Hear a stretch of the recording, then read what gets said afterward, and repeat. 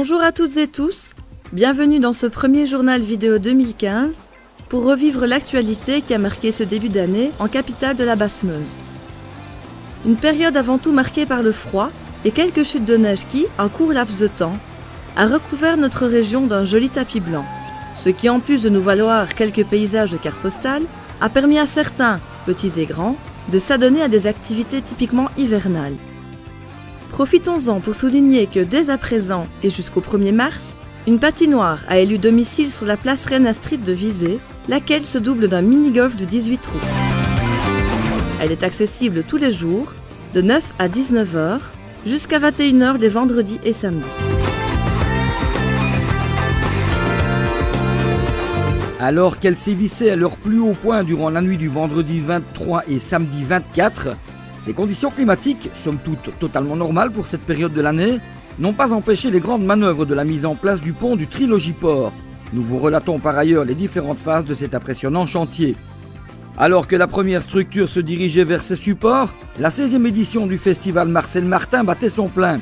Une fois encore, ce festival a rencontré un vif succès et enchanté les amateurs de théâtre wallon durant les 3 jours de représentation programmés en la salle des Tréteaux. En sport, c'est bien entendu l'Open international de judo qui a marqué ce début 2015. Une organisation qui constitue l'un des événements sportifs majeurs de l'année à Visé, en Basse-Meuse et même en Belgique, et qui cette année encore, pour sa 33e édition, a drainé beaucoup de monde. Ils étaient finalement 310 participants sur 400 inscrits, issus de 19 nations, parmi lesquelles bien entendu la Belgique et les pays voisins ou proches, mais aussi des pays du Nord, tels le Danemark ou la Finlande, de l'Est, comme la République tchèque ou la Russie, voire plus lointains, comme l'Australie, Cuba ou le Canada. Un plateau remarquable qui a permis à la foule, particulièrement nombreuse cette année, de vivre des combats de très haut niveau, parfois dignes d'une finale olympique ou mondiale. Parmi les vainqueurs des différentes catégories, relevons le nom de Benjamin Harmonies qui a remporté le trophée Pierre Brouat, dédié au meilleur judoka belge.